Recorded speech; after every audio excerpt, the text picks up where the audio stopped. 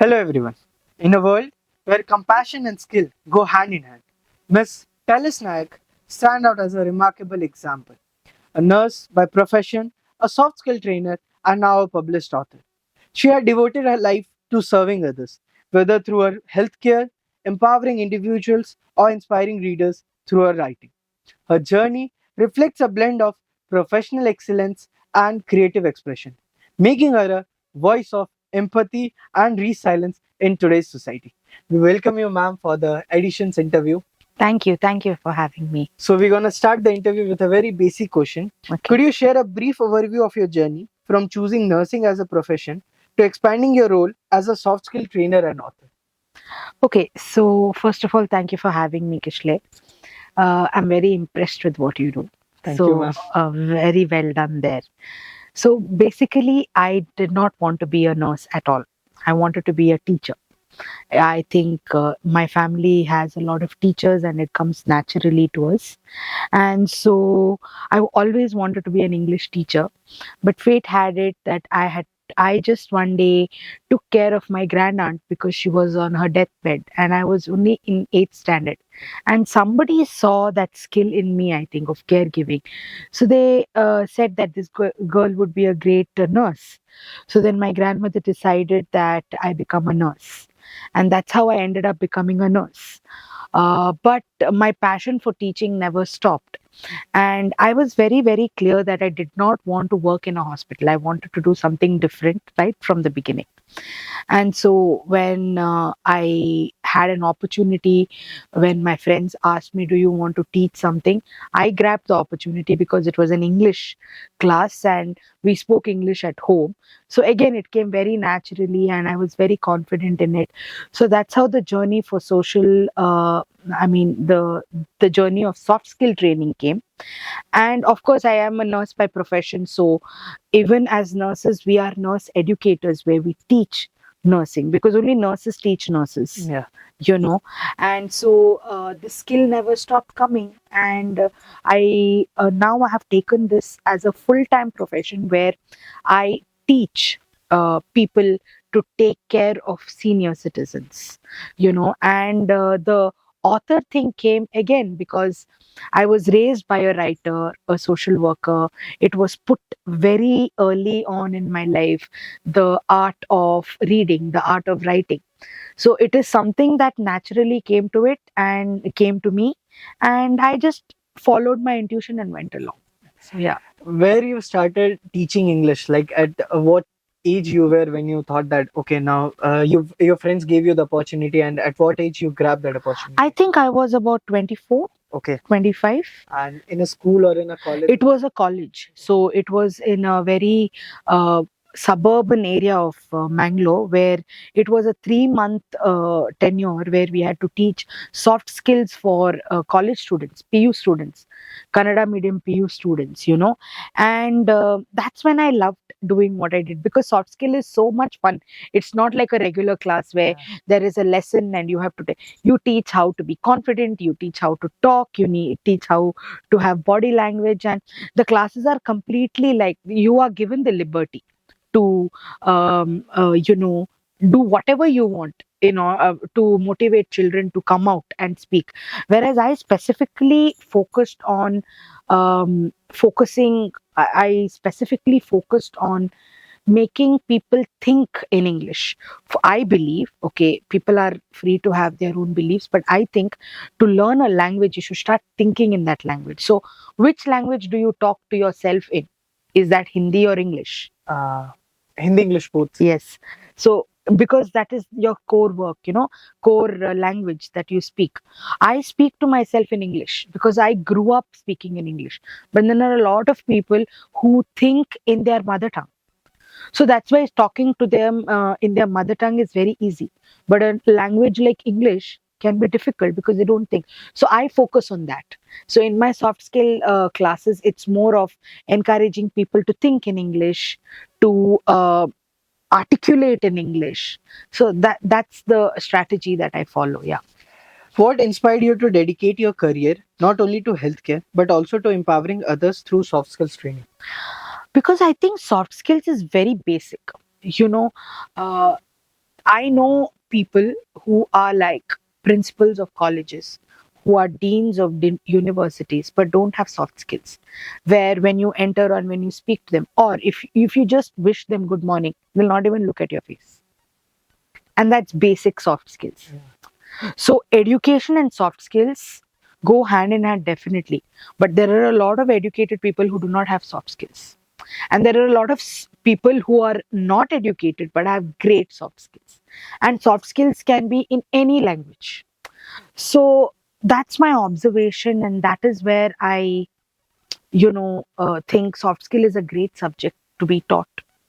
But I have seen in most of the colleges, they have their schedule in which they don't include soft skill as a primary subject. They put it as a secondary, or just like if you have some free hours, they will put soft skills. So is this a kind of weird thing that they're not prioritizing soft skills? Yeah, absolutely. It's a shame. Yeah. It's a shame because colleges are only focused on your marks and your results, and you could be having great marks. Okay, you would get all A's, but when you go for an interview, you don't know how to deal with an interview. Gone. Actually, companies really don't care about your marks. They care about if you are smart enough, if you have a good grasping power, if you are innovative, if you are a solution finder. Or they are a lot of people who are great with their marks are not confident people. Have you heard that thing, fake it till you make it? Yeah. It's that. Soft skills will help you not to fake it but be a natural. And that's why soft skills is amazing, and I think everybody needs to, especially colleges, have to read it.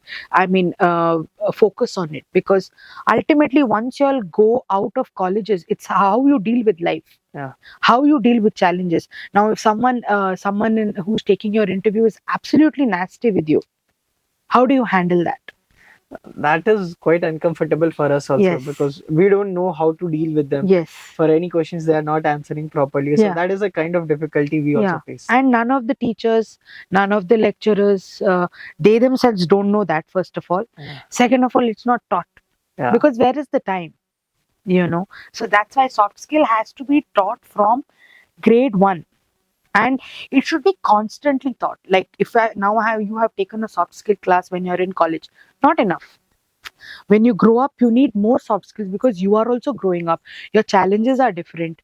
When you are a baby or when you're in school, nobody interviews you. Yeah. So you don't need to be taught as how to handle an interview for a high schooler.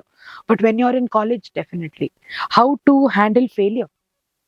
Soft skills is very important. Now, suppose you go and submit your paper to your lecturer, and on the face they tell you, this is not up to the mark. How you tell? Okay, really? Oh, I know better. Like, that's the body language. A lot of people, especially youngsters, yeah, ma'am, it's okay. I can do it. No. Soft skill is like, okay, you are hurt, but you can still be polite. Yeah. You can still say, okay, ma'am, I think I'll work on it. I apologize. Or if you are having a disagreement with your professor, or yes, ma'am, you are right. You have all the rights to have your opinion, but I think the way I wrote this is because I thought it like this. So there's a tone, Yeah. there's a way to speak. Whatever. Now, if people are not taught soft skills, what do? They'll just bang somewhere, or they'll just throw like that, or if they go out, they will just bang the door and go. All that is soft skills. Yeah. As a nurse, what are some of the most significant challenges you have faced, and how have they shaped your perspective on service and resilience? First of all, as what I am doing right now is not traditional nursing, though I'm trained to do what I do. I don't work in a hospital. I don't belong to a hospital.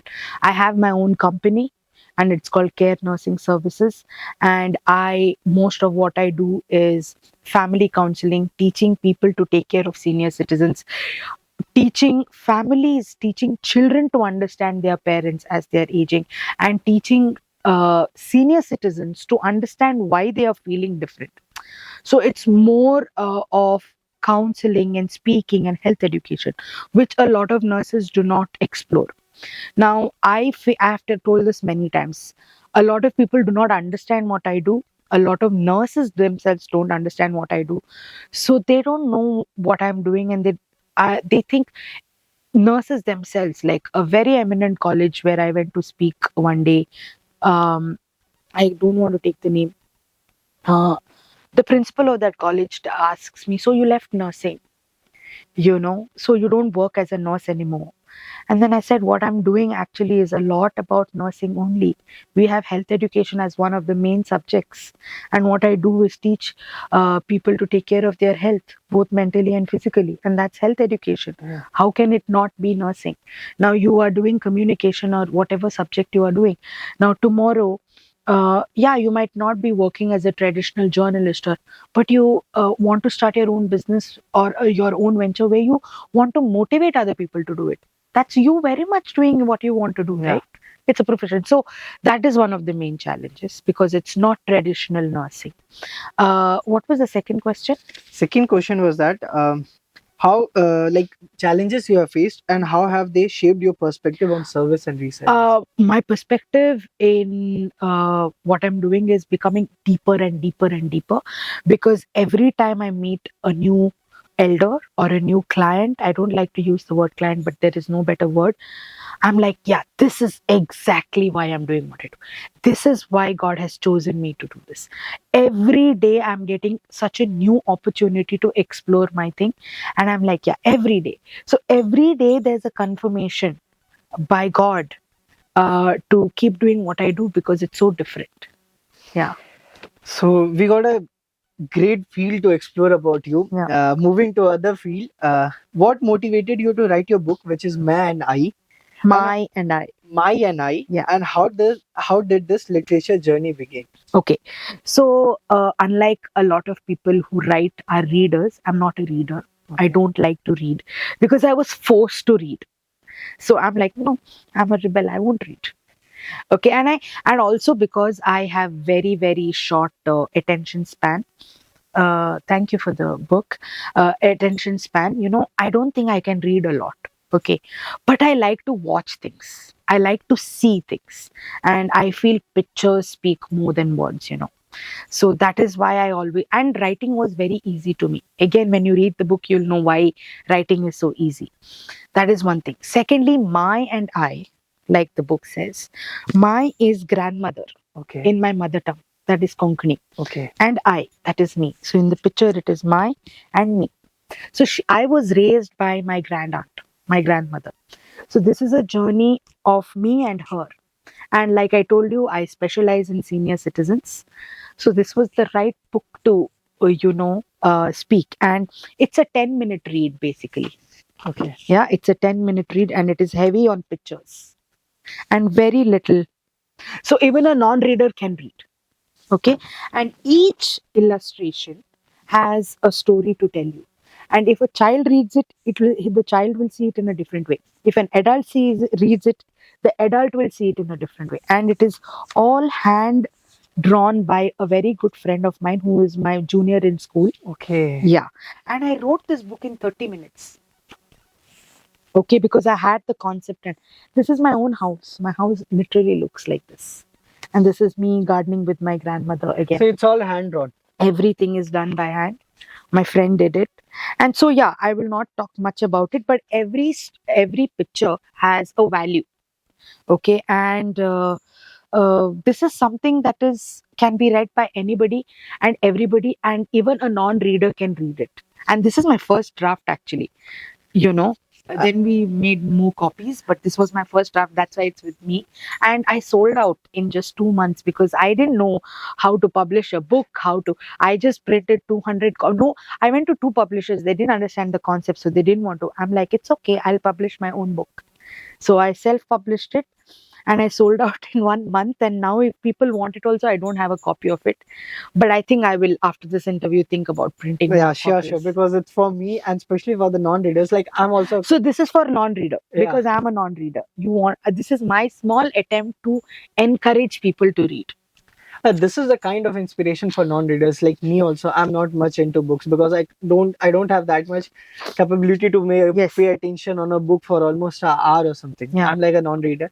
And yeah, it's a great inspiration for others who are non-readers. Like, Yes. it's not necessary to write that should read. Yes. No, observe the things what's going inside around you, Yes. and you can write from there also. Yes. So it's a great inspiration, ma'am.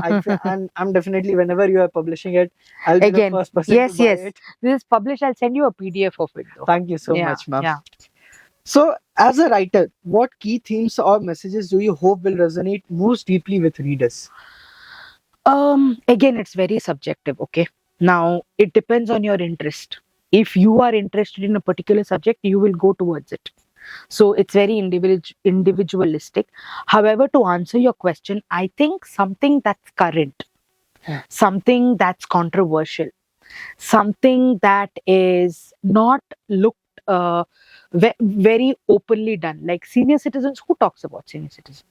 Okay, about mental health, so everybody is a PhD now. But about senior citizen, nobody talks about. Nobody talks about men health. Yeah. Nobody talks about how men. Okay, we always say men are not emotionally expressive. Why? Nobody has explored why. Okay, everybody speaks about situationships right now, Yeah. but nobody sees why is there situationships now, why that concept was not there 20 years ago, but why is it now, why people don't believe in commitments, why especially boys don't believe in commitments. See, there are classic answers to everything, but if you go deeper and deeper and deeper, why is patriarchy only about women? Men also suffer with patriarchy, you know so the whys about certain things is what I would like to explore and read and write about. Yeah.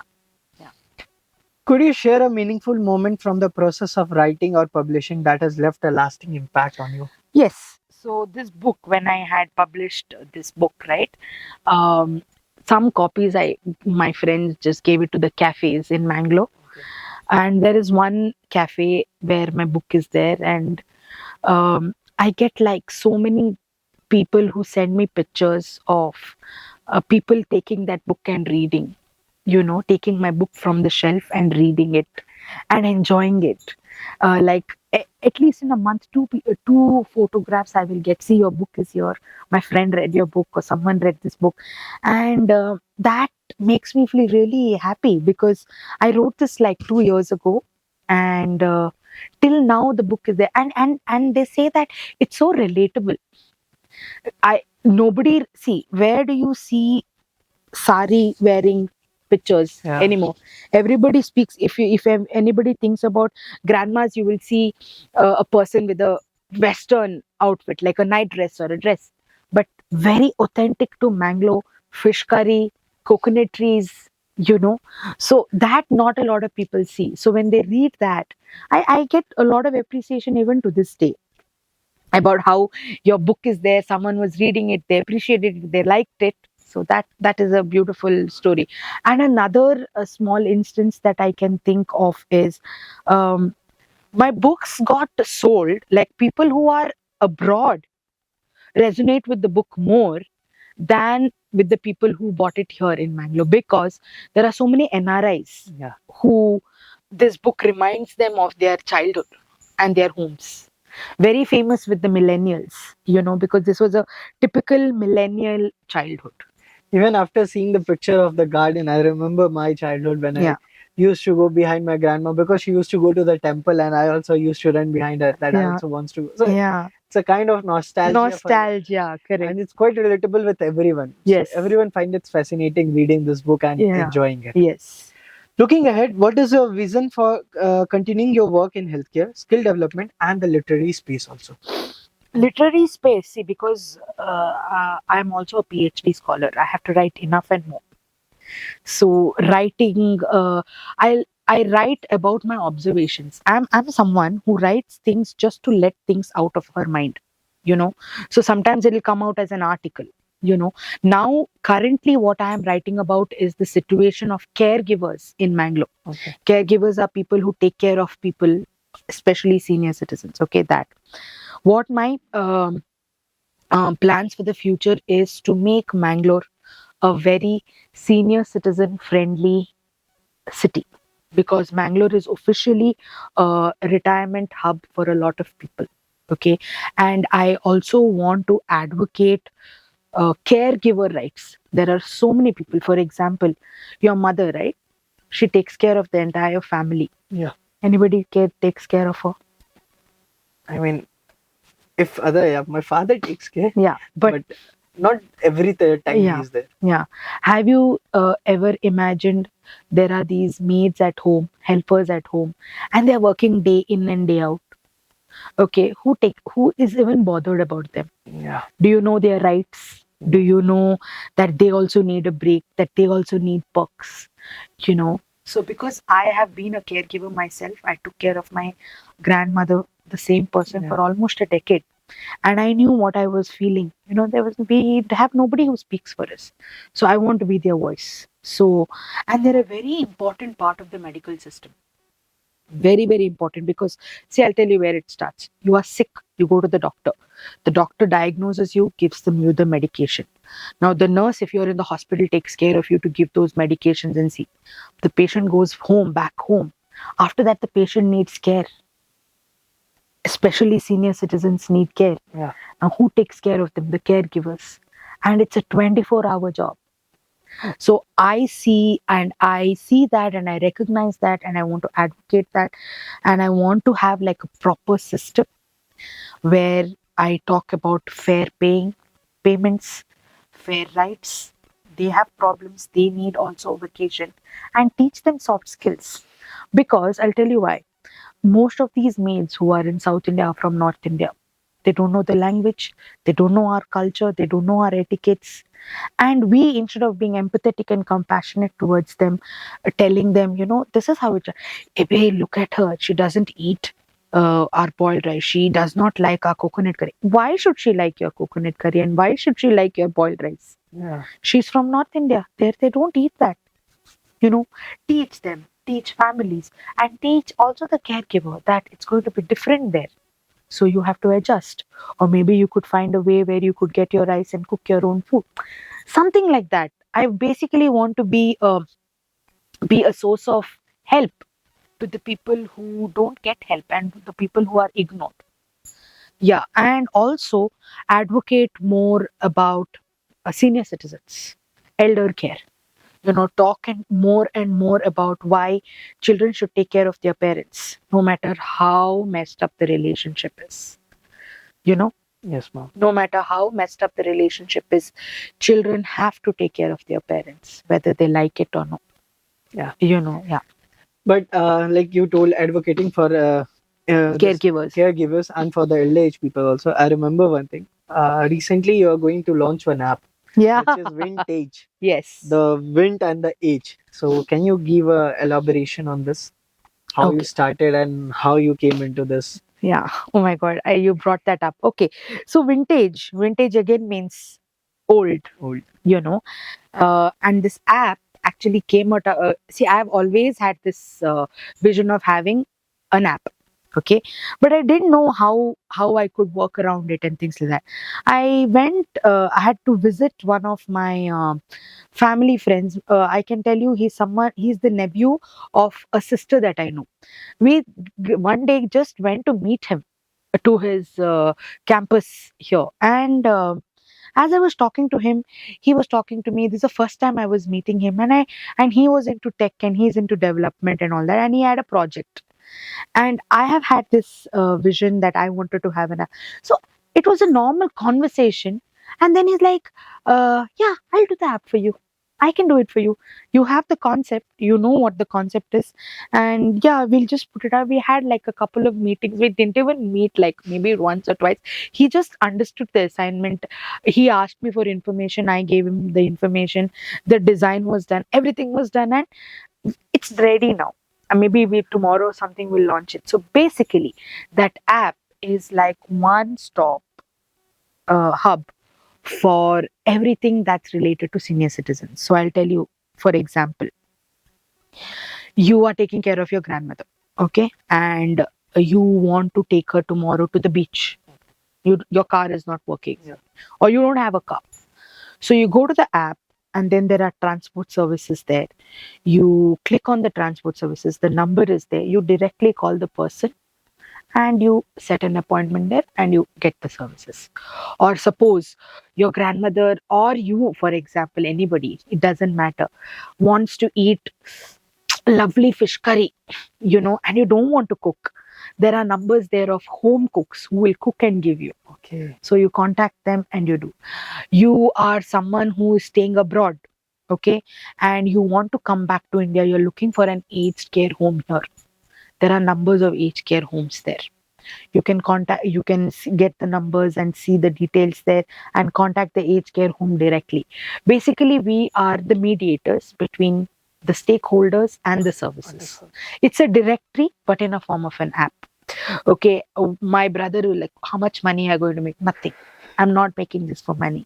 It was a social experiment, and it was an assignment for a student just like you, and it is now coming into being, Yeah. And yeah, that's about the app. Yeah, and it will be available on all Android phones. And what about iOS? Unfortunately, we are working on it, but it'll take time Okay. because iOS has too many details that we have to do. Yeah. Thank you so much, ma'am, for coming up here and showing up yourself and all your inspirational words, your caring, your nursing things, your nursing learnings, and also about the literature, Yeah. which you gave a good learning for all the non-readers, including me. Yeah. Thank you so much for showing up here, and thank you so much for being a part of our edition. Thank you. I have final words to say. Yeah, sure, ma'am. So this is for all students, especially you. I saw from the time you picked me up and you set it all up, and I'm really proud of you. Thank you so much. Okay, ma'am. keep doing what you do, and also try to explore fields and try to explore topics that nobody talks about. Yeah. Don't do what everybody does. It's boring. Do what nobody does. It'll be a long journey, but the high that you'll get from it now is next level. So all the best to you, and I'm really proud of all of you. You and Mr. Pinto, both of you. You all did a good job. I'm really, really happy. Thank you so much, ma'am. Thank you so much. Thank Means a lot. you.